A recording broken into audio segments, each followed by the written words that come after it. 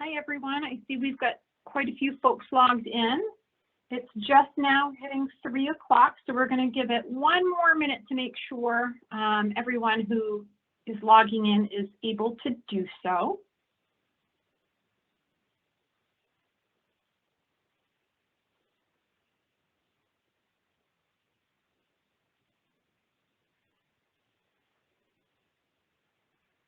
Keep seeing that number take up, which is good. Means everyone's getting in that's trying to get in.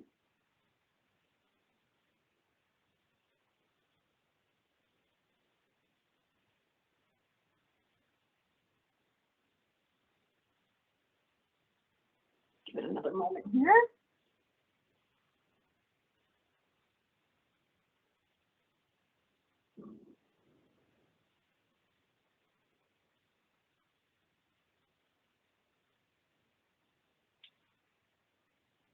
I hope everyone is cozy wherever they are in today's finally winter arrival, the third storm in 1 week. Hopefully everyone's shoveled out and safe in their commutes. We're going to go ahead and we'll get started. We've given everyone an extra minute or so to get logged in, and we have a jam-packed DEI education session for you today. We will likely use every single minute of our 90 minutes together. And I look forward to sharing with you guys and introducing the speakers as we go along for who we have with us today. So today's session is where overall culture and diversity and healthcare intersect. And just so everyone knows, today's session is being recorded. You should likely see a little red light somewhere on your screen indicating so. My name is Carrie Grant Gagne. I'm the Quality Assurance and Performance Improvement Specialist and Grant Writer for Androscoggin Home Healthcare and Hospice. I want to start by saying thank you so much to the funders that allowed this DEI education session to be happening. And this is part one of a 4-part series. And these funders were so generous to fund the entire thing. So a special thank you to Maine Community Foundation, their 2022 Community Building Grant, and then the Thomas N. and Elaine H. Hackett Family Fund. We appreciate these folks and their understanding of the importance of this type of education for our community. And the impact it can have on so many lives. So we just want to take a quick moment and share why Androscoggin is doing this. So as you know, and if you've been in Maine quite some time, the population of Maine is becoming increasingly diverse, and that's through our patient and client populations, our workforce, our volunteers who support us. For folks who don't know, our workforce is about 700 people, a little bit over that. And our volunteer population is right around the 200 mark. So we've got almost 1,000 people over here working to serve all 16 counties of Maine. And Maine's population looks wildly different from York to Presque Isle. So it's important that we understand who we're serving and what makes them unique. So part of our why, we want to be able to provide the highest quality of care to patients and clients. And it needs to be culturally and linguistically inclusive and appropriate. That's how they're going to get the best outcomes and feel good about the care they're receiving. We also need to understand our workforce and volunteer populations in order to support them in being successful. And we want to create a safe and welcoming environment for all. And educating folks on how to do that for those people that we work with and we serve is critically important. So today we have 4 great speakers, and we'll give a little more info on each one as we go through. We've got Dr. Glenn, Sarah Squires, Kathy Bazina, and Kirsten Walter with us today. So today's objectives, we've got 4. The first is to define, at the end of the session, you'll be able to define diversity and name 5 or more elements that contribute to an individual's identity. You'll be able to develop an understanding of structural inequity and diversity and begin to confront your biases. You'll understand common and unique challenges diverse populations encounter, and you'll be able to better understand resources available to you and the communities you serve. So our first speaker is Dr. Glenn. She serves as the Vice President for Equity, Inclusion, and Community Impact at the University of Southern Maine, where she promotes diversity, equity, inclusion, and guides USM in building a sustainable environment that's inclusive for all faculty, staff, and students. Dr. Glenn has 30 years of experience working in higher education and 25 years of experience in the DEI field. She's a member of the National Association of Diversity Officers in Higher Education, a certified diversity executive and qualified administrator of the Intercultural Development Inventory. So I'll hand it over to Dr. Glenn. Thank you, Carrie. It's a pleasure to be with you all today. I am relatively new to Maine. I started work at USM in September of 20, so I'm in the midst of surviving. I'm looking out my window right now, my second Maine winter.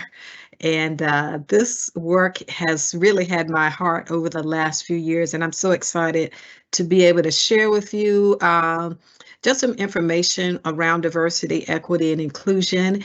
And so I'll just jump right in. You can go to the next. Can I actually interrupt you for 1 second already? I'm Sure. so sorry.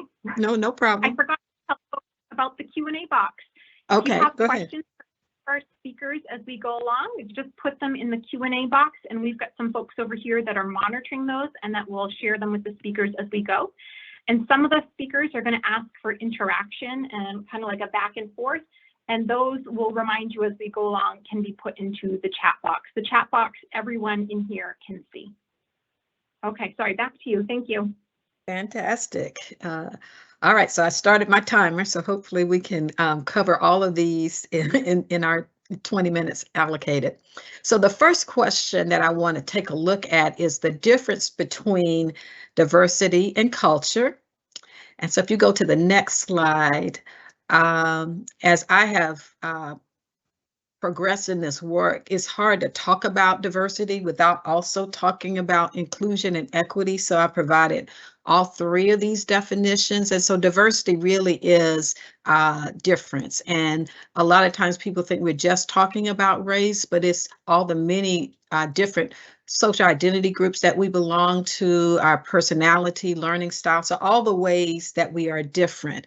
And then inclusion is actually making an effort to, so there has to be action in order for diverse groups to feel welcome. And so inclusion is that active, intentional, and ongoing engagement with diversity. So there has to be some engagement. You don't just bring people in and think that things are going to go well without having that engagement. And then equity is the creation of opportunities for historically underrepresented populations to have equal access to and participate in educational programs. And so the other piece around equity is you know, many organizations or individuals say that they value diversity, but there's a lot that we have to overcome with our history and the society in the United States in order to somewhat even the playing field. So on the next slide, I wanted to kind of show you just a little bit more about another way we talk about diversity and its complexity and the various multiple dimensions.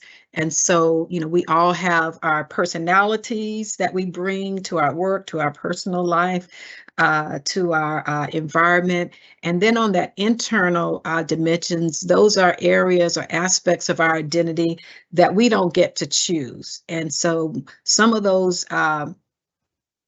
in there, like, well, physical ability, you know, we're all born, you know, with a certain height or, and, you know, we can't necessarily change that, but that is one that can change over time. But for the most part, we are all born into these categories in this internal dimension. I always say, if I could just be 2 inches taller, I would be out more within my weight limit.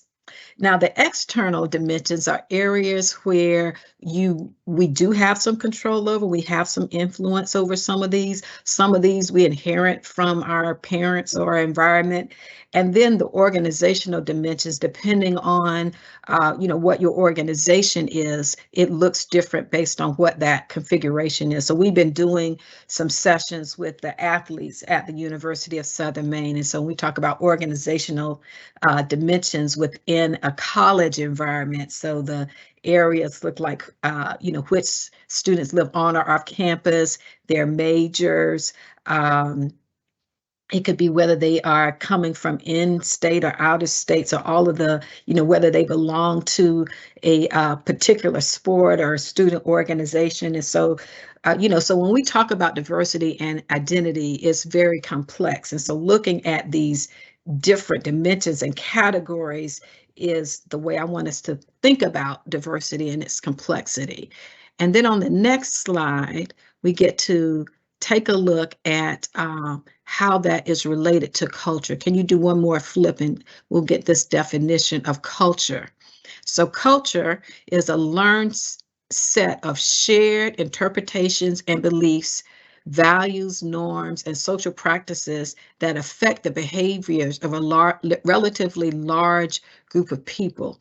And so you can see how culture and diversity intersect, and they have a lot of commonalities or language, customs, rituals that kind of tie back to the different dimensions of diversity. But culture is a learned set of shared interpretations. So when you think about your own culture, or if you do, think about those things that you learned with and from the people that you are around. And as I acclimate to Maine, I don't know if you can tell by my accent that I'm not from here. Definitely born, raised in the South. So there's a very much a Southern culture that I bring to this work, which is very interesting. I never felt more Southern than I do or have in the last couple of years. But that's a Southern thing. I have to say that pretty often. Okay, let's go to the next slide. Also wanted to chat a little bit about the difference between equality and equity. And if you look at those two slides, I don't know if we can even use the chat function to kind of say, anyone want to guess at like what the difference is there, because on the left of equality, we have the three different people receiving the same amount of resources in order to view the game. Although some people think that the third person in the first section there might be actually looking through a hole in the fence. And then equity is trying to give each individual what they need in order to see the game. But it means that some individuals get more of a boost than others. And so that's a way to look at equity, but we're still with equity. And if we think about the types of things that we've tried to implement in our society, what can we do to help the individual even out their access to the game? And so that was the scenario. So that's a way to look at it. And when we talk about equality, yes, we're giving everyone the same thing, but when we do that, we could leave some folks out. And can you go to the next slide, please? So I actually found this other slide, because we're talking to the athletes, we use those two in the middle, but the one to the left that shows reality. So the reality of the boxes represent our resources, or what we have access to. And so in reality, we know that there's a lot of inequity, that some people have a whole lot and they are way ahead of the game based on, historical family dynamics that created wealth or created access to education, that created access to housing. And some people are right there at the gate, and they can at the fence, and they can see over. And some people are way below that. And we see that playing out a lot in our just in Maine with what happens when people immigrate here and who have less than enough financial resources.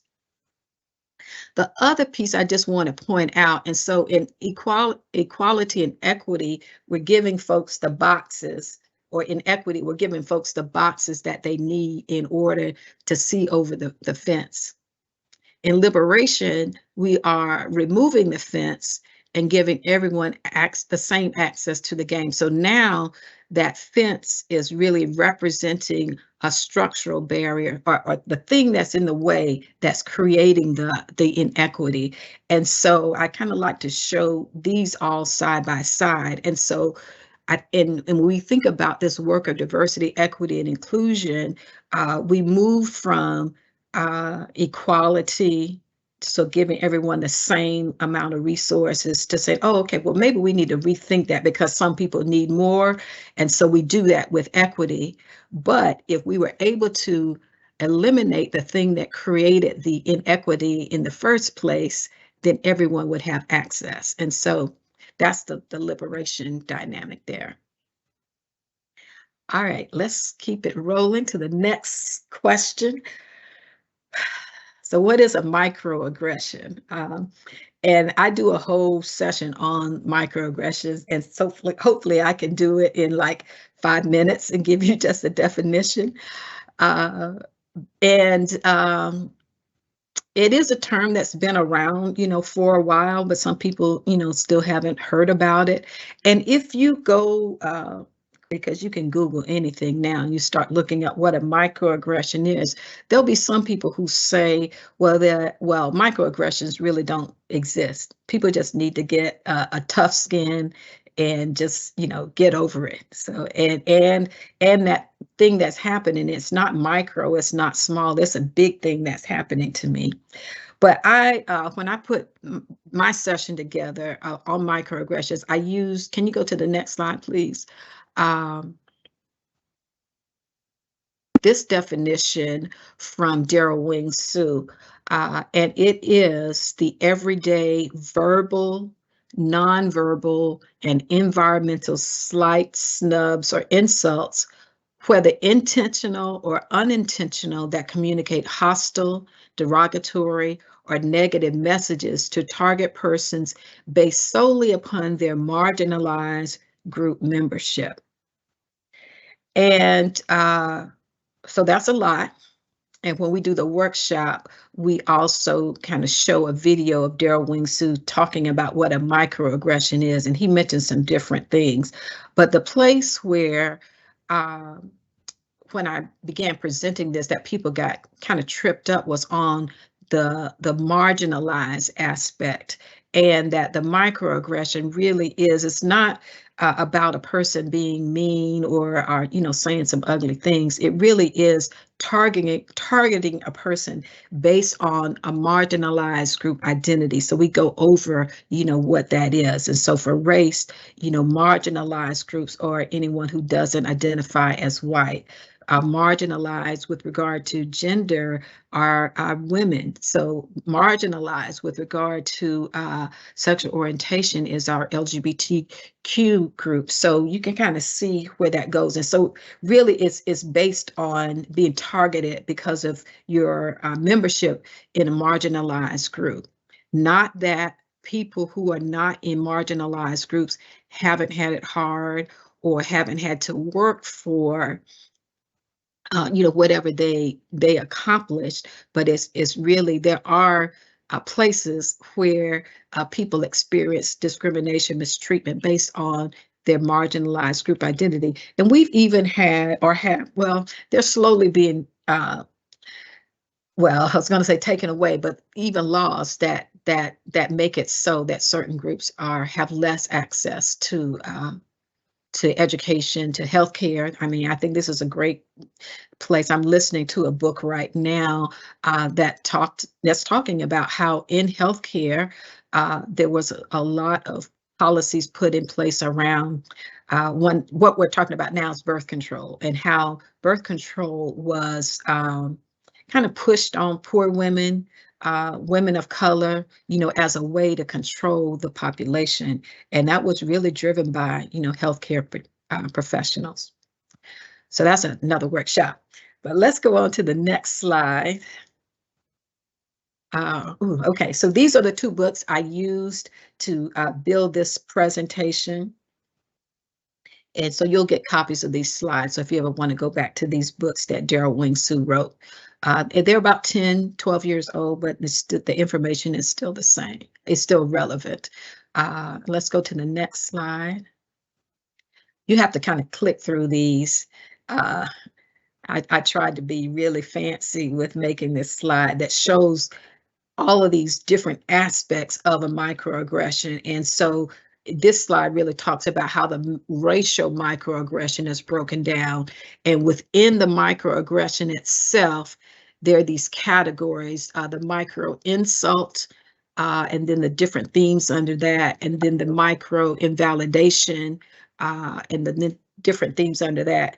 And in the workshop, I really kind of go into both of these because they're both unconscious, or we're doing these things and we don't even realize it.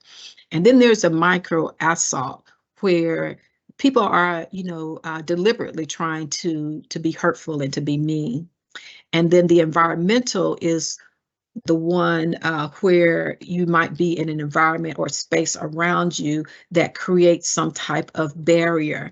And so that's kind of how the microaggression is broken down. And so we could, if we had 2 more hours, spend a lot more time breaking all of these down. I just wanted to give you this information. And if you can go to the next slide, please. Do I really just have 5 minutes left? Okay. So how can we as individuals or an organization be more inclusive?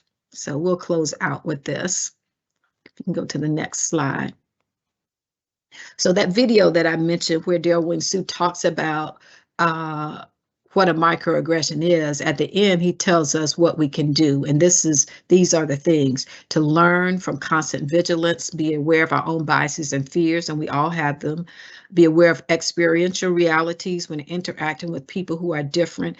And this really is, being open to another person's experience, even when that hasn't been your own experience. So if you haven't been discriminated against, you can't say that it doesn't happen because it doesn't happen to you. Don't be defensive. Be open to discussing your own biases and be an ally. And I did another slide that talks about what it means to be an ally. That's a word that's thrown around a lot. And so I won't take time to read through all of these, but it's really listening more and speaking less. It is no expectation to be educated by others. And then that last one that I really like to point out: don't expect to be rewarded, or have some special recognition because you're an ally. And then the other piece is that you don't get, or we don't get to say that we're an ally. The group that we are allied to get to invite us into that relationship. Okay, let's go to the next slide. I had these that I'll just kind of share with you at the end. 4 key areas involved in building an inclusive organization. So we kind of look at it at the individual level, and now we're looking at it more at the organizational level. So individuals can be inclusive by recognizing long-held unconscious bias and working to mitigate it. And this notion of mitigating bias is something that happens over time.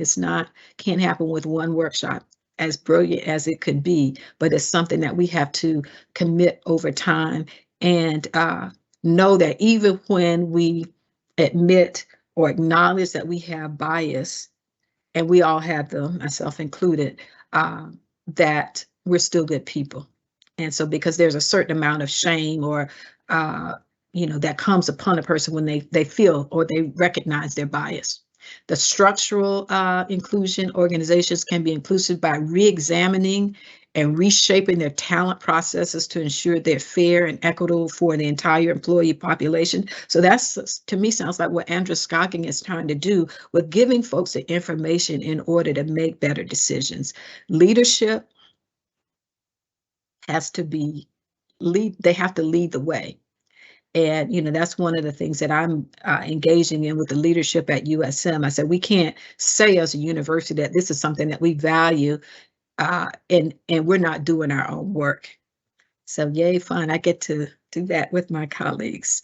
And then executives can keep organizations inclusive by making sure changes stick over time. And this is the other piece around this work, is that sometimes, you get into these one-offs. So we said we had this program or this event, and we want to feel like we've checked off a box. But until we can figure out how to implant that work in a way that is there, after the individuals leaving it are gone, then, we still have work to do. And so we want to make sure that the work stays over time.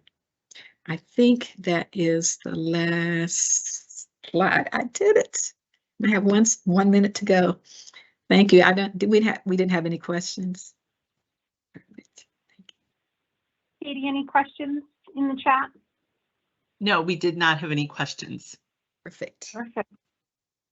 And I think the really great thing Dr. Glenn pointed out, and this goes for all of our speakers, we asked them to move mountains and pack as much material as possible into the allotted time frame. And truly each topic is just the tip of the iceberg and just enough to hopefully whet your appetite and make you pull up the Google and start searching things that interest you in what they presented. So we really encourage you, if she or the other speakers have touched on something, take the extra 5-10 minutes to just start searching on your own, and there's plenty more to learn. So keeping close to our time, I'm going to jump right into introducing the next speaker.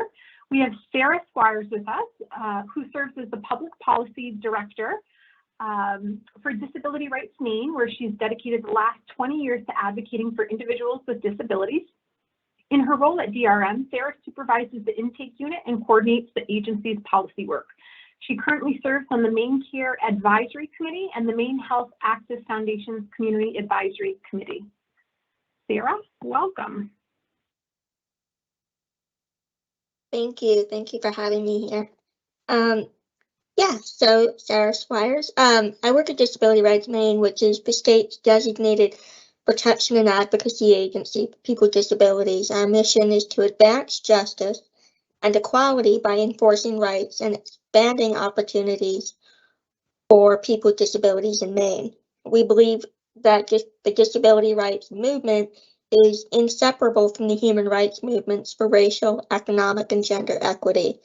And we renew our commitment to eradicate ableism, racism, sexism, and bigotry, and to dismantle institutional and structural disadvantage. Next slide. Okay. So at Disability Rights, we are the state's only cross-disability advocacy agency. We represent all disabilities and all ages. In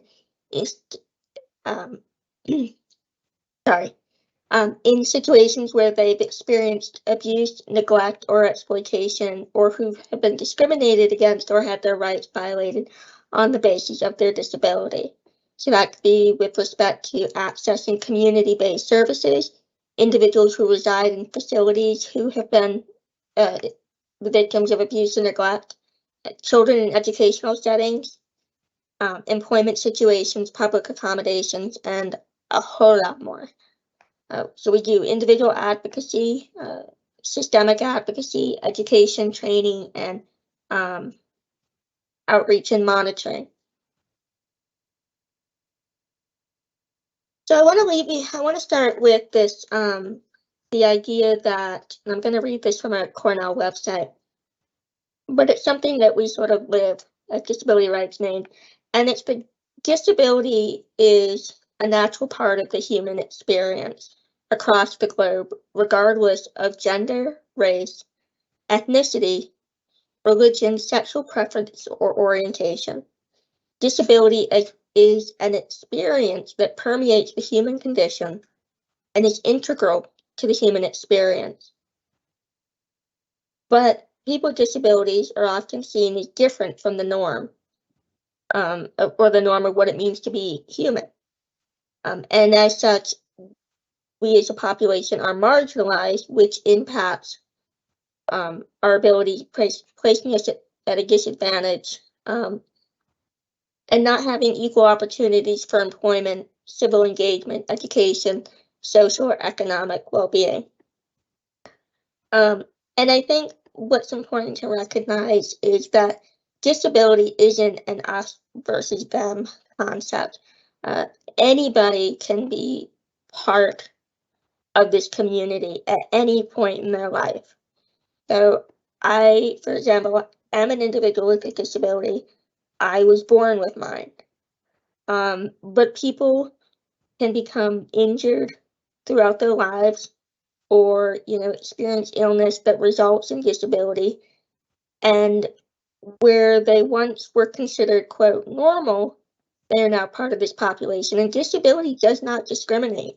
It impacts every other demographic on the planet. And there's there's billions of people with disability. The population, people with disabilities, is about 15% of the overall population of the world. And so when we're talking about disability, what we're talking about is a physical or mental condition that restricts an individual's ability to engage in one or more major life activities. And I put some on the screen here, but this list is not inclusive. But when we're talking about major life activities, we're saying seeing, hearing, walking, communicating, breathing, so on and so forth. Next. So who are we talking about? Originally, I was asked to talk, provide an overview of what the 3 most common disabilities are in Maine. And disability rights Maine doesn't really view it like that. I think it's sort of hard to, given the nature of disability and the various communities, it's hard to really segment it into sort of 3 specific disabilities. So I think I'd rather to talk about groups or categories, but we're talking about individuals with labels of mental illness or individuals who are psychiatric survivors. Individuals with labels of intellectual and developmental disabilities. Developmental disabilities could include people on the autism spectrum, individuals with cerebral palsy, epilepsy, and other conditions. And then individuals with orthopedic or physical disabilities. So if there were a top 3, those were the top 3 categories that have the largest population of individuals, but not to exclude people who are deaf, hard of hearing, late deafened, people who are blind or have low vision, sensory disabilities, head injuries, and I mean, I could really go on, but for your sake, I won't. And people with disabilities have a wide range of experiences. We have different needs: physical, emotional, visual, again, sensory, auditory. And some people with disabilities will disclose their disability to you.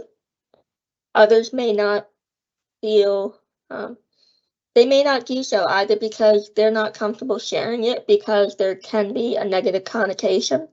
The reaction of the public has not always been understanding or willing to learn about disability and what it means.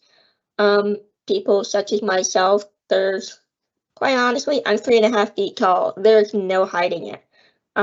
But, that's fine. And 2 people with the same disability can present very differently and have very different needs. So I guess it's never make assumptions about what it is to have a disability or what an individual's needs may be, or, assume that, if where there was discussion of microaggressions before, microaggression here is assuming that because a person has a disability, that they have cognitive delays, or that you need to speak to them as though they were a child, and sort of I think for some it's a natural instinct to sort of revert to this caretaker mentality and sort of treat this person differently simply because of a disability. And some people may have disabilities that are legally considered a disability, that are medically a disability, but they don't view themselves as disabled. Again, for me, I have a disability. It's obvious. There are things I can't reach. I have, orthopedic stuff going on. But I don't walk around living my life saying, I have a disability. Hi, I'm Sarah. I have a disability. That's not who I am. But, I think the salient point here is that everyone is different, and one individual with a disability is not the same as another. Next slide. So this is a rather long quote, but it's going to go into the healthcare aspect, and I won't really read the whole thing. But the Americans with Disabilities Act was signed into law July 26, 1990 by then President George H.W. Bush. 2 years later, this managing attorney with the Disability Rights Education and Defense Fund, Arlene Marison, wrote a history of the ADA, in which she stated, if the ADA means anything, it means that people with disabilities will no longer be out of sight and out of mind.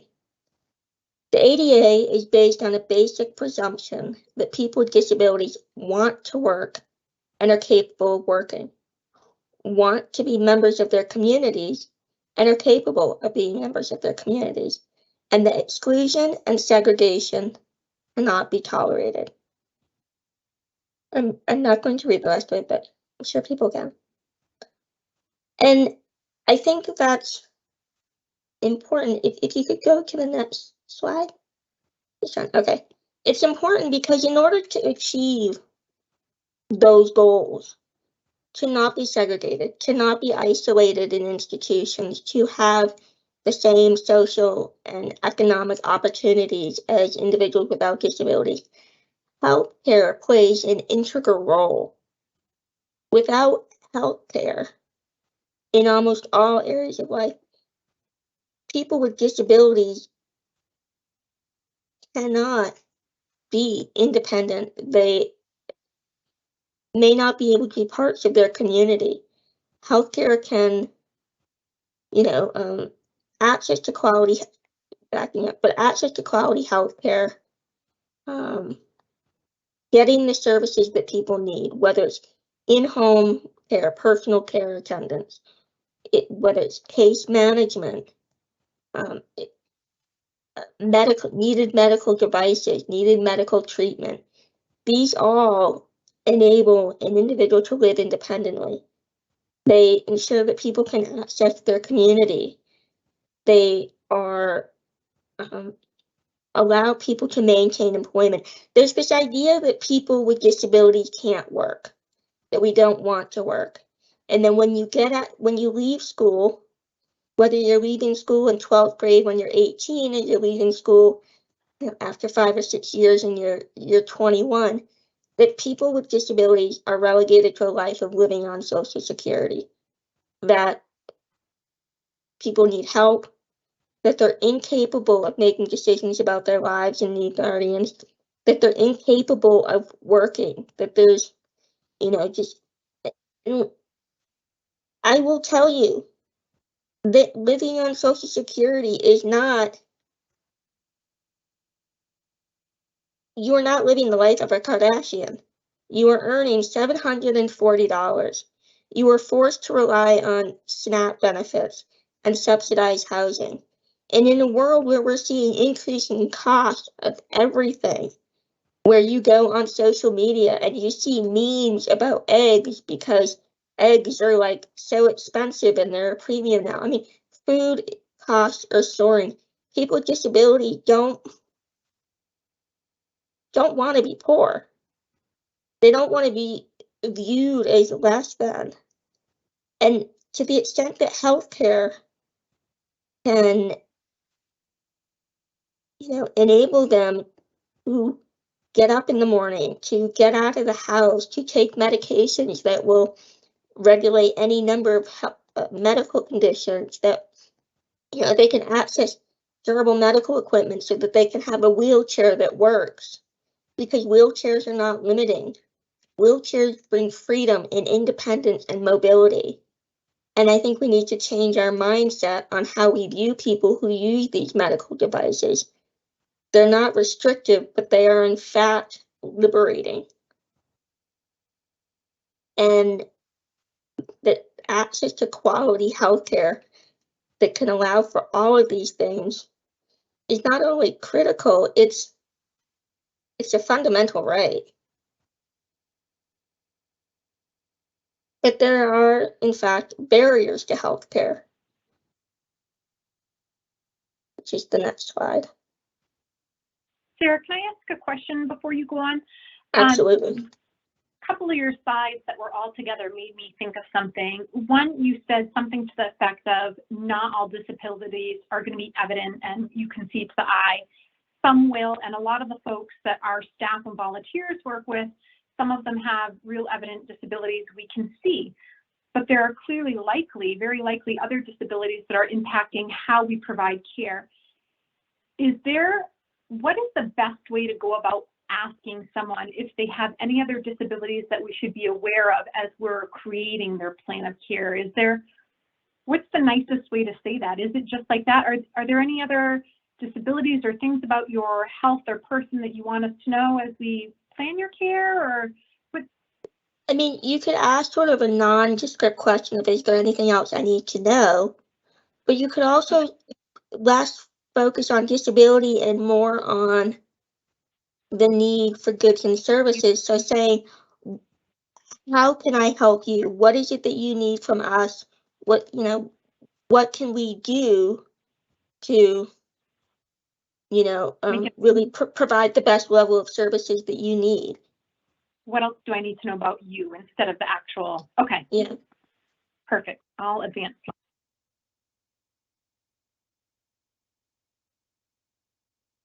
Okay. So we get to battles, barriers to healthcare, and right now, Disability Rights Maine is undertaking some health equity work. And what that's entailed is, first step was to conduct a statewide survey of people with disabilities and their experiences in the healthcare setting. It was a rather comprehensive survey, really focused on, access to healthcare and what does that mean for people. That survey, which elicited over 600 responses, is now being, the data is being compiled, and they're conducting focus groups, either remote or in-person focus groups about just different disability populations, to have one discussion about those experiences. And what we're hoping to come out of this is a report that really provides a picture of the healthcare system in Maine for people with disabilities and recommendations on how to improve it. Because what we're seeing are these barriers that are attitudinal in the way that medical providers, whether it be the front end staff or the medical doctors, that they treat people with disabilities. Sometimes it's, I'm the doctor, I know more than you, when perhaps it's about listening to the individual who has lived for 40 years with their disability. And, while it may not be considered medical, they do have greater insight into their own body. Communication barriers, understanding that some people, individuals who are deaf or hard of hearing, need an accommodation in order to be able to access medical services. And it needs to be effective communication, not necessarily what you as the medical provider want to offer, but what is necessary for the individual to effectively receive and relay information. Physical barriers. We still see medical practices, healthcare providers that have steps with no ramps, that have narrow doorways, narrow hallways, and that are not easily navigable by people who use assisted mobility devices. Policies that are overly, restrictive, that don't allow for individualized treatment and accommodations and addressing people's specific needs. Programmatic programs that are specifically designed to exclude people with disabilities. Social, it's just the way that we interact, the way that we view disability. And transportation, I apologize. It's evident that Maine does not have a robust transportation network. And so the lack of transportation, the lack of reliable transportation, even when there's a Maine Care non-emergency transportation system supposedly in place to address those needs, because of significant deficiencies all across the state and the lack of appropriate staffing, people aren't getting to where they need to go. And it's having a detrimental impact on their overall health. The last slide that I have is some resources. The National Council on Disability in 2009 released a current state of healthcare people with disabilities, but still quite a bit of it is still relevant today. Last year, they released a health equity framework that talks about the where the healthcare system is lacking, and then a full history of the ADA written by Arlene Mayerson for those who are curious about the federal law that is designed to address discrimination in the areas of employment, public accommodation, government services, telecommunications, and I know I'm forgetting something else. And I know I ran through those really quickly, but if people have questions, I'm happy to try and answer them. Any questions in the chat, Katie? The only question we have actually came in from Dr. Glenn's presentation about microaggressions, but I think she had to hop off to do another meeting, so we may have to catch her at the end. The question was around the impacts of microaggressions on mental health and connection to trauma-informed care. I don't know if any of our panelists can answer that question. We can save it for when she pops back on if she's able to, and then that would also segue great into our mental health session, which is going to be session 4 out in April. Be interesting to have that information for follow-up here and then. Thank you, Sarah. And again, if I didn't say it before, the recordings and the slides will go out to everyone. So all these wonderful hyperlinks that Sarah and Dr. Glenn included, you'll have access to all those. We'll send that out by the beginning of next week for you. Our next speaker is Kathy Bazina, who's with the Equity and she is the Equity and Healthy Aging Manager at the Maine Council on Aging to support the Maine Coalition on Aging's Power and Aging Initiative. Kathy's a registered nurse and a Maine attorney and has worked in leadership roles in a leadership development organization, community behavioral health, reproductive justice, and in private practice in a health law firm. Welcome, Kathy.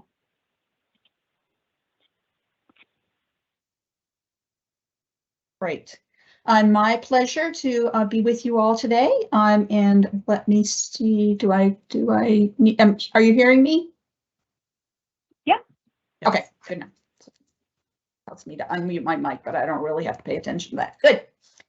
Well, as I say, it's a pleasure to be here with you all, and very glad to bring you some words from the Maine Council on Aging, and these were the questions that are appearing before you now, the things that I was asked to talk about. So looking at what are some of the challenges the Maine's aging populations face, what are some structural equities, what does age equity look like in our view, in an ideal world, what of our initiatives are we most excited about, and what are 3 things that Maine's healthcare community can do to care better for aging Mainers.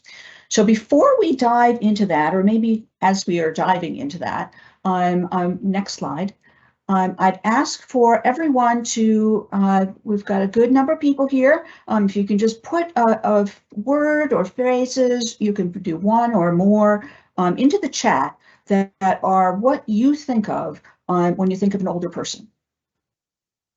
So I'm going to wait just a minute for folks to be entering information.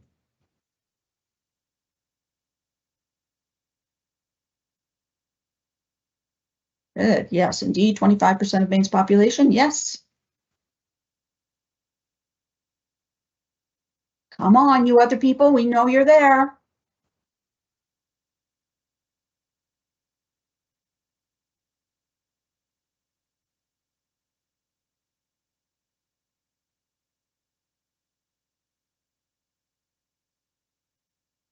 All right, well, we're getting some folks.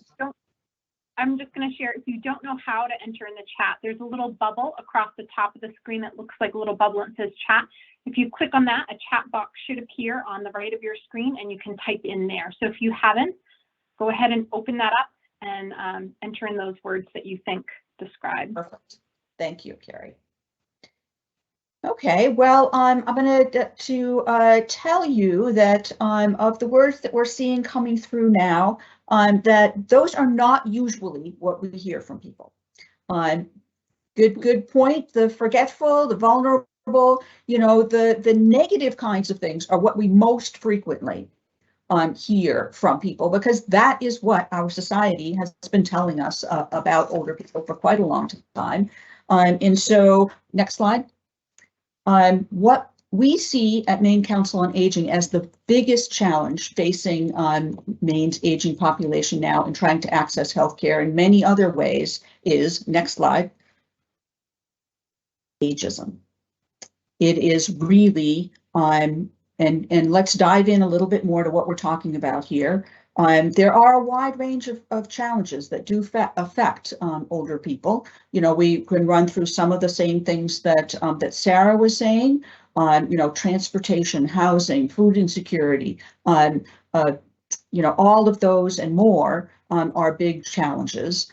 And many, if not all of those, have underlying them an aspect of ageism, or it makes worse. Ageism makes those worst. So let's go to the next slide. So what are we talking about with ageism? Stereotyping, prejudice, bias, discrimination based on age. So looking at how we think, how we feel, and how we act. It can be affecting as discrimination against older people, sometimes against younger people as well. And more commonly, it's really privileging and idealizing youth. Next slide. The World Health Organization has been a real leader in looking at ageism around the globe. It is not restricted to any one particular location. Many parts of the world have significant issues with ageism, both in institutions, basically a lot of different sectors of society. So we're going to primarily focus around the healthcare and some of around the workplace, but also affects, you know, social aspects, media, the legal system, and has some really significant negative impacts on shorter lifespan, poor physical mental health, slower recovery from disability and cognitive decline there. Next slide. One of the questions we were asked to look at was, you know, looking at structural ageisms, so we'll. I just thought I'd take as a just for a lark to check out what the Maine Medical Partners, one of the largest practices of physicians in the state, or physicians and other healthcare providers. And so I went to their, you know, find a physician buttons, and the list that they had there included 175 pediatric providers with 10 pediatric specialties. So pretty robust there. And of course, this is for folks, you know, up to maybe age 20. And then in terms of geriatrics, there were 25. And of those, there were no specialties listed. So that just, and of course, this is in Maine, where we just said, you know, the largest percentage of our population are older people, but yet we have dramatically different capacity of the healthcare system to address that. How demographic data is collected, most of the time, if you're looking at data, if you're looking at younger people, you might be looking at, you know, under 6 or under 12 or under 18. Whereas if you're looking at older people, you're looking at over 65, which usually encompasses, from 65 to 100. There are lots and lots of people, and people at 65 are not the same in most ways as folks at much older ages.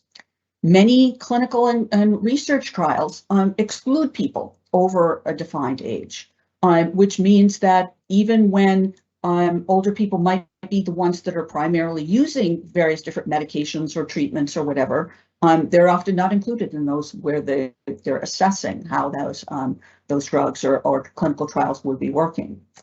And healthcare services are really disproportionately limited for people based on their age. Let's see, there's a landmark study that looked that healthcare providers are significantly more likely to withhold life-sustaining or other treatment for people who are older versus those who are younger. And that's even after you're controlling for prognosis and preference.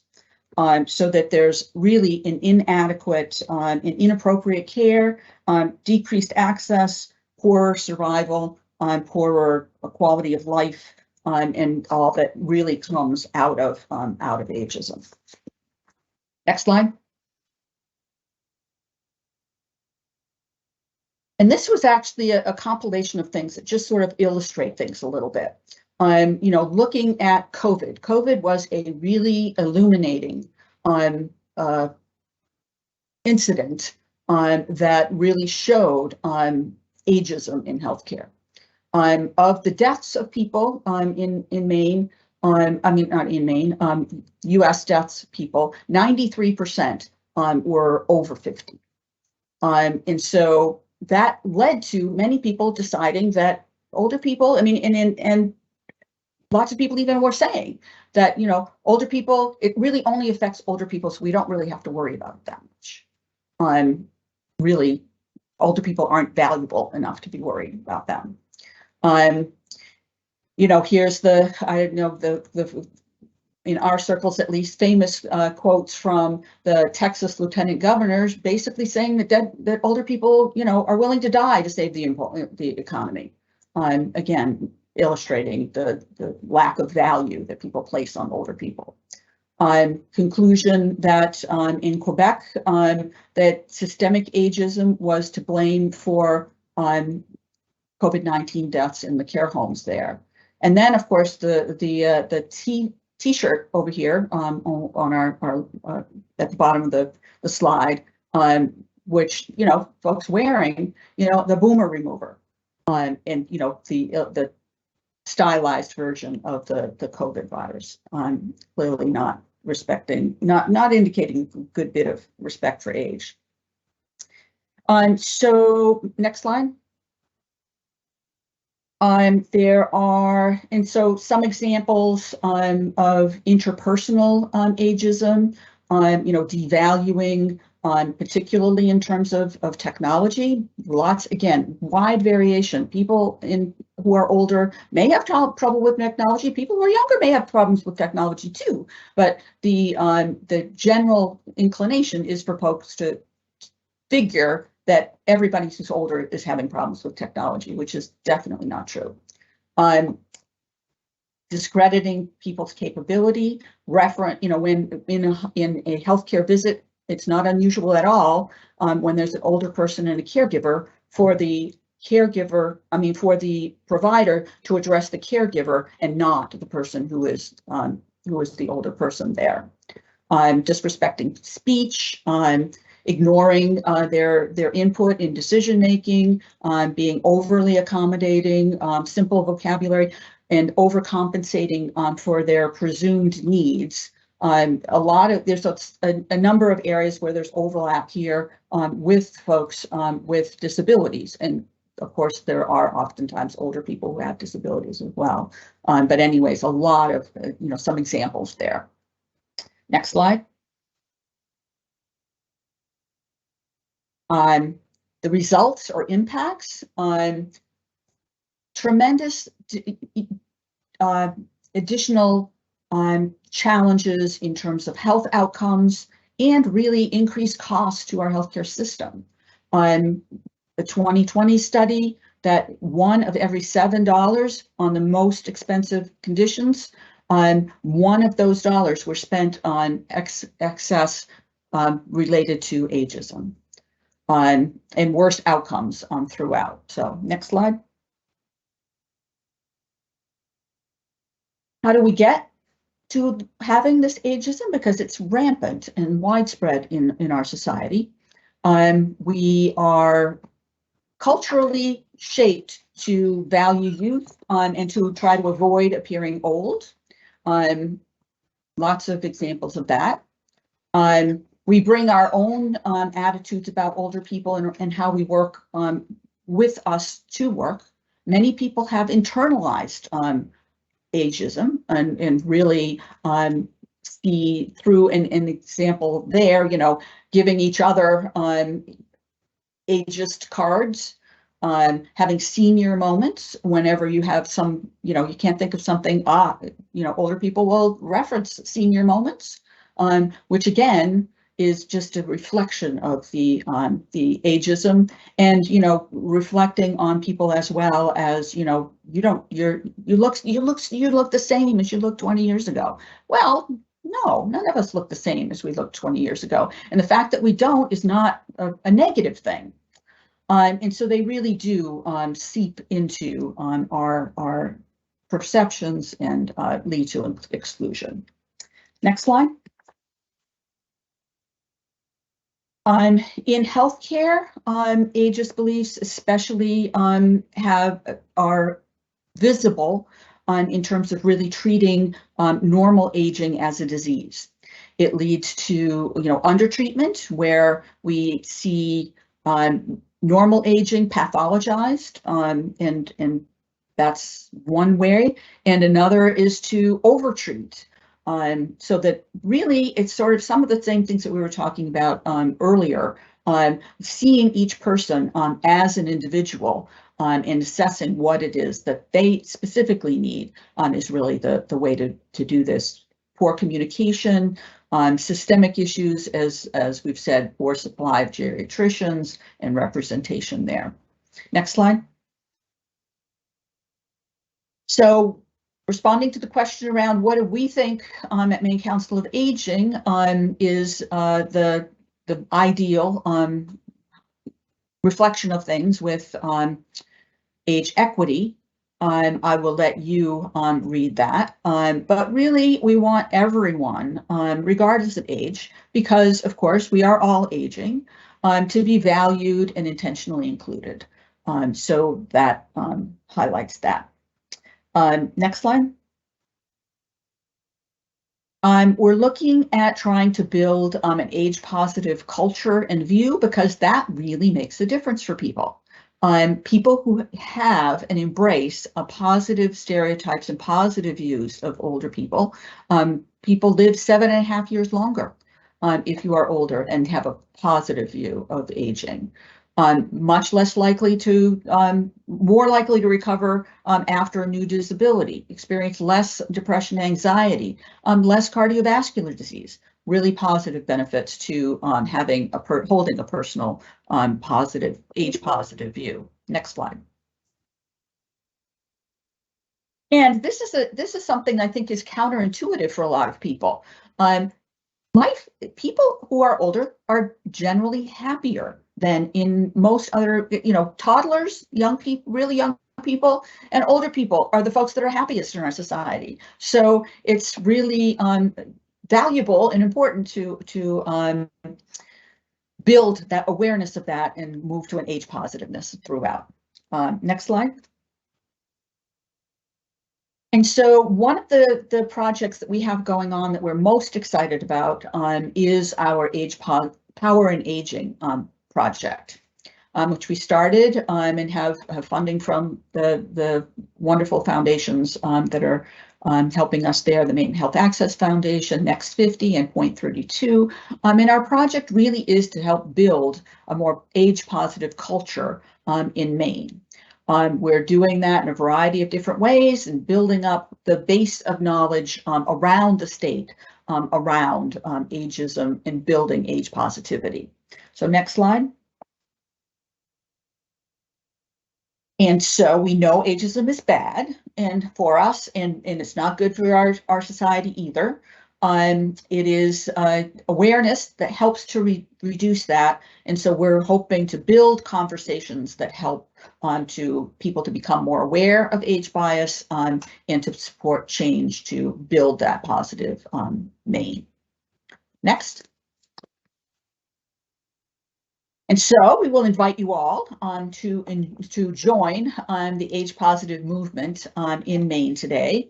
That is a hyperlink that you can go to and join our pledge there. And next slide. On this same page, you can see a short video that is around age positivity and building how and why we want to build a Maine without ageism. Next slide. We know that those negative stereotypes are really holding us back, and so we want to understand ageism, how it operates on us, our institutions and communities, really think about how we can eliminate stereotypes and make available tools to help build on age positivity throughout our communities and in our workplaces. Next slide. We also want to recognize that ageism and other forms of discrimination are cumulative.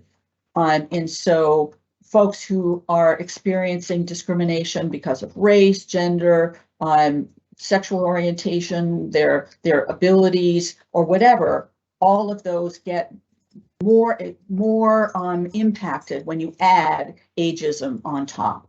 So it makes it even worse. Next slide. And we know that even in the area where folks are working around diversity, equity, inclusion, that ageism is still often invisible. Just an example here, a couple of examples. One is the domestic violence national organization, and raising the issue that domestic violence happens regardless of all of these factors. And it also happens regardless of age, but that's just not there. My alma mater, UCSF, University of California, San Francisco, welcomes all kinds of people, and again, doesn't mention age. And so we want to just make sure that that area of discrimination and bias is raised and focused as well. Next slide. And to get into some of the things that are really good to do, we're looking at this is an age equity lens and looking at age-friendly health systems. Really, probably the single thing that we can do most as healthcare providers is to ask the question, what matters most to you, to all the people that you're working with, but especially for older people. And then you get to individualize those folks and really then can work with the things that are most important for them. Next slide. And so I was also asked to give 3 things we can do to improve care for everyone as we age. So one of those is really to go to our website and take that anti-ageism pledge. There you'll basically be asked to join to stand for a Maine that is age equitable, where all peoples of ages are seen as valued, necessary, respected members of society. Acknowledge ageism is harmful to me and to others around me, to our workforces and our economy. And I must start with my own age bias if I want lasting change, and I commit to taking action to reduce my own age bias and age biases I see around me. And it also will then give you some specific tips and some other resources that you can access there. We also have power lunch discussions on ageism that dive into this to a greater extent, and then really just take action to spread the word and to combat ageism. Next slide.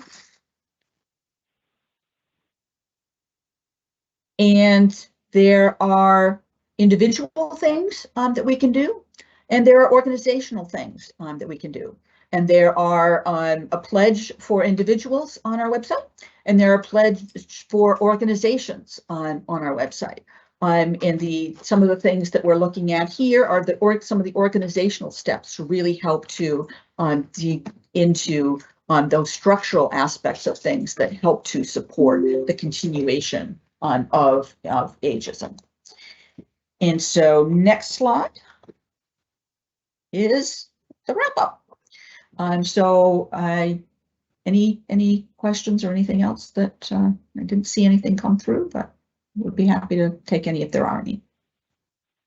Kathy, I will say I did one of the education community sessions that Maine Council on Aging did a while back. And one of my favorite things that just resonated with me so much from that session was ageism is the only ism where people discriminate on the future selves. So like you eventually will age and you're discriminating against an age that you will soon become. And it just so resonated with me. And I hadn't ever thought of it through that lens. And it really was just like, you know, we don't think of it that way of how are we going to feel in 10, 15, 20, 30 years, whatever it is, when we're in that same scenario, and that will maybe be us or maybe not. And that really resonated with me on that topic. So I thought I'd just share that little nugget.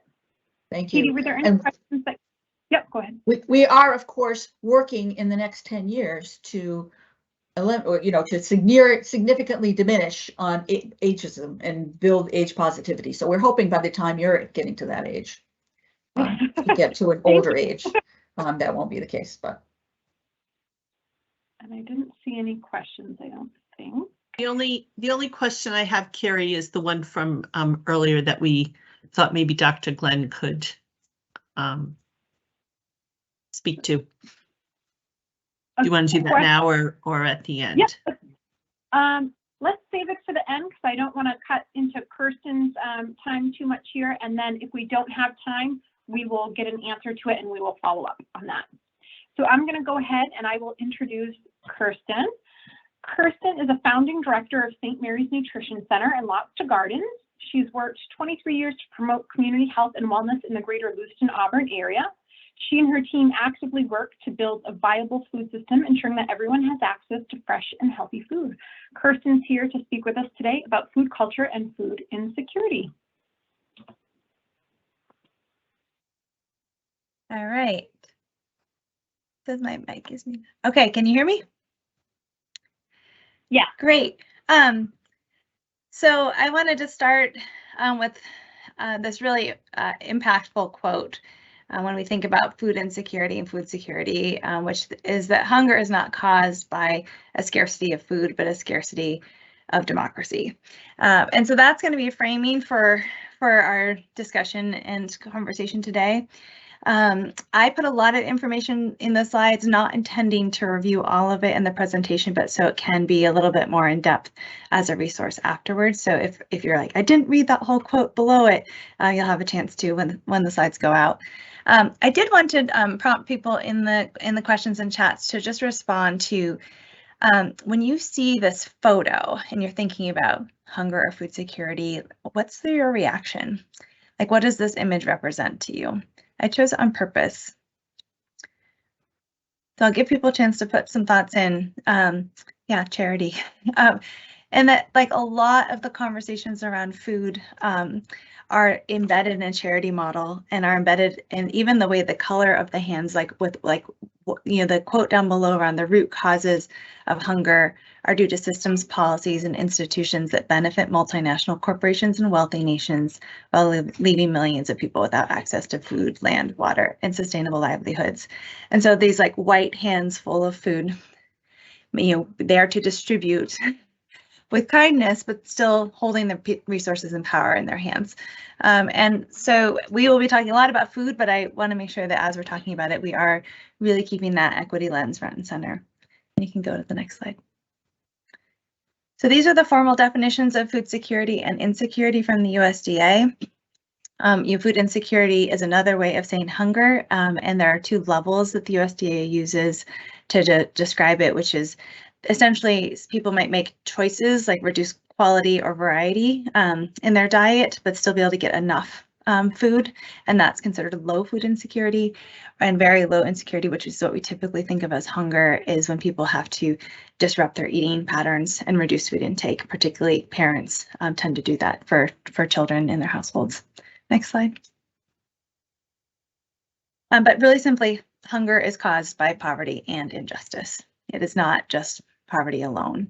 And in particular, the last few years of having the pandemic, major impacts from climate change showing up, inflation, and the war in Ukraine, we are seeing how insecure our whole food system is, and those who are most marginalized are those who are most impacted.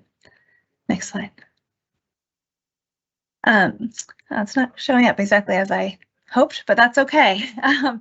So it's okay. There's something about how it's showing up, but so food, when we think about the solution to food insecurity, it is not more food, and food insecurity is about much more than food, which is why I really like this quote. And I will point people to the great work that is happening with a lot of leadership in the state to have with the goal of ending hunger by 2030. And there's a report that was put out last year called Everyone at the Table. It's a really accessible read, and I will encourage everyone to dive into that. But it really does help us understand that we need to address those root causes, the structural inequities, that there are limited resources both at individual household levels and at community levels, as well as a lot of other local factors that impact food insecurity. So you can go to the next slide. And it's good to place Maine and then Lewiston and Auburn and Androscoggin in context. So Maine has food insecurity is more common and more severe than anywhere else in New England, and it in New England tends to be lower than a lot of other parts of the country. But then you see Maine kind of popping up as red when it comes to food insecurity. And so we've been an outlier above national averages since 2005. And what that means, especially thinking about Maine's children, is almost 1 in 5 children are food insecure. And if you think about people in your lives and children in the classroom, you might know that 1 in 5 are food insecure, and how that impacts them and impacts our state's future. That's really important to understand the severity of what we're talking about with food insecurity. And then this other image also is really important to know that even for households that are food insecure, 4 out of 10 don't qualify for SNAP, for our Supplemental Nutrition Assistance Program, because they're above the income threshold, but they are still food insecure. So we are not, even the resources that we have are not meeting all of the need when it comes to food security. Next slide. And so in Lewiston, Auburn, it kind of drilling down, there's more data there around Androscoggin County, but in Lewiston, 42% of the population is eligible for SNAP, which is an astounding number.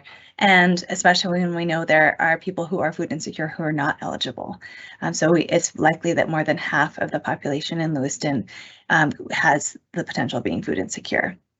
And in addition to our general populations, and because that's across all identities, there's definitely more marginalized and vulnerable populations, and one of them in particular is newly arriving asylum seekers, and we've seen that particularly over the years, but in the last year there's been some real emergency gaps when it comes to supporting new arrivals, because there isn't enough support through GA to provide food vouchers, and they aren't eligible for any other benefits.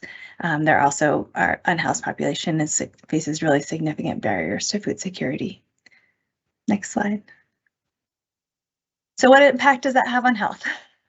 Next slide.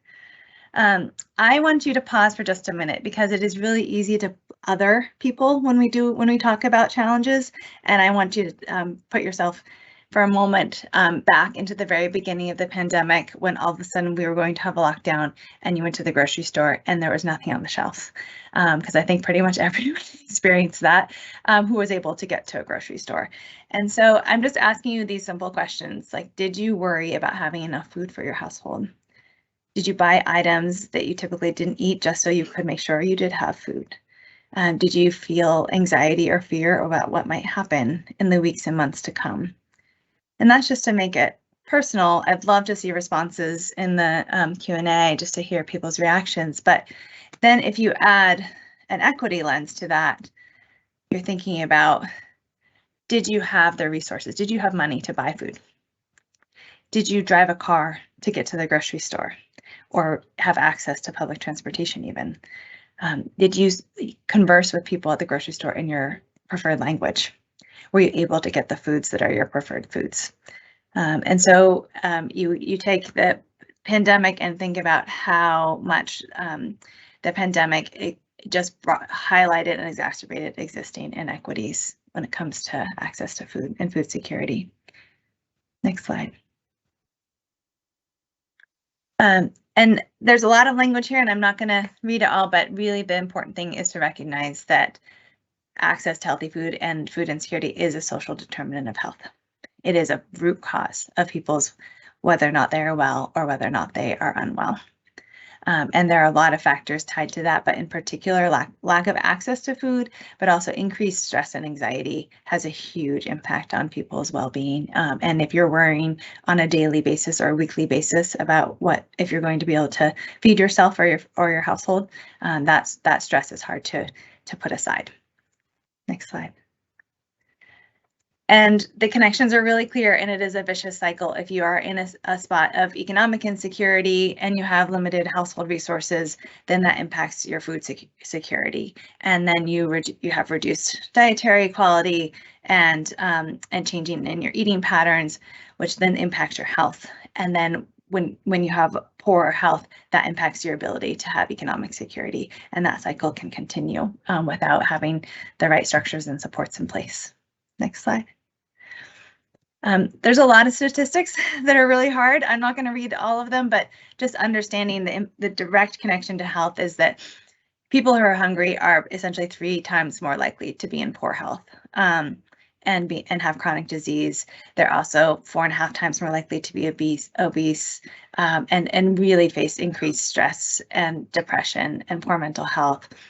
As well as we know, but when you look at it with the research and the numbers, like 1 out of 3 chronically ill adults is unable to, they have to choose between food or medicine to treat or eat. Next slide. And then thinking about, children are a particularly vulnerable population when it comes to food insecurity, in part because of developmental reasons, and in part because they are dependent upon adults and systems to make sure that they get food. And there are many pathways. It can be household composition, it can be maternal health and impacts before they're even born, as well as environmental factors. But understanding that it has immense impacts on social and emotional development and developmental milestones that impact educational outcomes, which then of course have lifelong impacts. Also knowing that experiencing hunger as a child can have impacts for 10 to 15 years later on their health. And this one is really sobering, but hungry teens are 5 times more likely to commit suicide. Next slide. So thinking about the aspects of equity, diversity, and culture. Next slide. I think that when we start to look at, we use statistics to understand our reality and then understand what is causing that reality. And so that during the pandemic, there was actually, it was a great test case of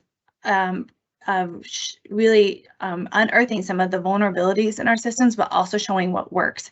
And there was a huge reduction in food insecurity during the pandemic because there were increased benefits. There were increased SNAP benefits, there were child tax credits. So a lot of households who had not been, it was the best, basically the best case study to see what do we do to keep children in the US from going hungry. And all of those additional benefits have now been cut back. And we've seen that even during the pandemic with those additional safety nets, still 7% of Mainers were food insecure, but 15% of Mainers of color were. So, and those trends are really steady. When I'll show you some of the other stats that have come out of the Ending Hunger 2030 report on the next slide. So when we think about it being this real connection between economic security and equity, this just really highlights the disparity when it comes to food security. And it is, Maine is just one example of what's happening nationally, because in 99% of counties in the US, Black and Latinx individuals have higher food insecurity than white people. And when we look at Maine, 2 to 4 times, people of color had 2 to 4 times higher than the state average when it came to levels of food insecurity, up to 51% for African immigrants. Next slide. I will not read all of this, but I did want to hone, particularly because our work is in Lewiston, Auburn, hone in on new Americans and new Mainers and immigrants and their experiences when it comes to other cultural factors that impact food insecurity. And that does include ineligibility for public benefits and particularly the lack of culturally responsive services and approaches, which are then exacerbated by racial discrimination and bias. Next slide. But when you really think about immigrants and refugees, asylum seekers, asylees, there are these additional barriers that play a major role, including language access, just navigating a big grocery store when you first arrive, what the resources are, how to do those multiple pages in English to be able to get your SNAP benefits or get your kids signed up for school meals. Also being able to find culturally preferred foods, and then for our Muslim community being able to access halal foods, including in the schools. Next slide. And while a lot of what I've been talking about is tied to racial identity, there are also this report, the Ending Hunger in 2030 report, really was able to highlight different populations who are severely impacted, and single parent households are by far the most impacted. But when we think about health, also looking at home health aides is one of the largest groups when it comes to employment who are impacted by food insecurity. And I think that's really relevant to this conversation today. Next slide. And I'm going to just always challenge us to change the narrative as a part of making this change, to really impact and change how many people in our communities are hungry, is that we have to stop blaming individuals. We have to name and over again recognize that there are systemic failures and structural inequities that are causing it. It is not because it's those people's fault, and really understanding all of the factors that have created and perpetuated poverty and food insecurity. Next slide. Prevalent food cultures in Lewiston Auburn community.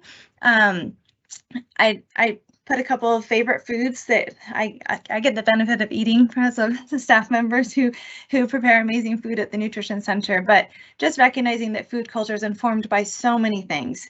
So even if one person says like, I'm Somali, another person says like, I'm Somali, it can really be not just identity and culture and country of origin, but also ethnicity and tribe and family structure, economic and educational status, and the length of time in the US can impact people's food cultures. And you can think about your own upbringing and your community and identity and how that's impacted what food feels like your food. What food is the food that you used to celebrate with, that is the like quick weeknight dinner, and that helps you think about food culture. But there are really distinct food cultures in Lewiston, Auburn, and distinct communities, and often they get lumped together, but it's important to recognize not only how many different countries of origin our immigrant and refugee communities are coming from. There's 1,500 English language learners in the Lewiston public schools, and representing over 30 countries of origin. I've listed some of the predominant ones there, but for me, the key tip is just ask the person in front of you about their food preferences. Don't try to put them in a box, because even though they might have grown up a certain way, it is really like informed by all those other factors. Next slide. I'm trying to go fast because I know time. Again, some weird things happen to the slides, but I converted PowerPoint, so I apologize. It's okay. I can make sure that what we send out is okay, but this was just recognizing there's some really great work happening by BIPOC and immigrant-led organizations to support access to culturally preferred foods in multiple settings, including in the schools. And then the resources I will go through quickly because those are things that you can follow up with the resource list I'll send out. There are a lot of really great food assistance and access points, and I won't read through all of them, but go to the next slide.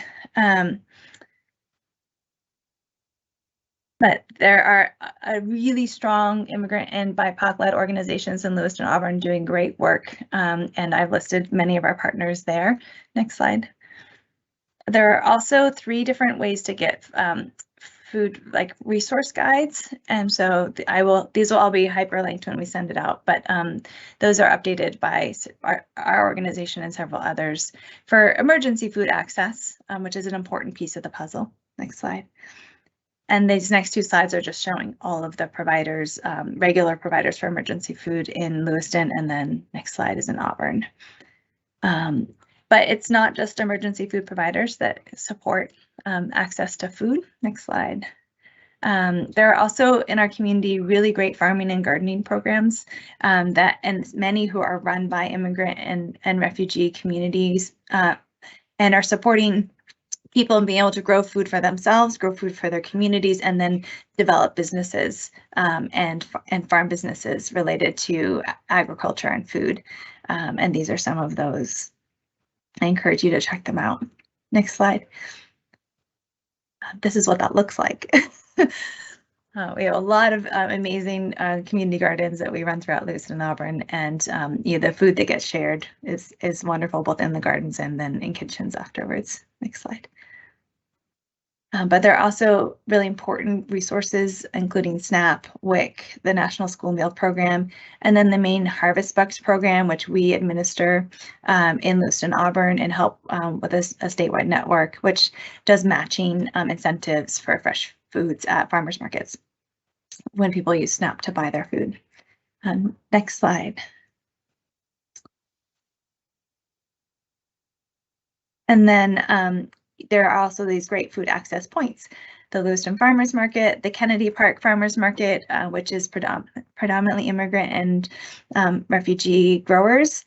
Good Shepherd has a great program called Mainers Feeding Mainers, which buys and contracts with farmers to grow fresh food for food pantries. So we get deliveries at our food pantry of gorgeous collards and fresh foods throughout the summer from New Roots Cooperative Farm. And then community-supported agriculture shares are another great fresh food access point. Next slide. This is it. This is a picture of our garden at the Nutrition Center. And my challenge for the question and answers is if anyone can name what you see in front of you as one of those really important culturally preferred foods, fresh foods. And I'll put it in the Q&A in just a second.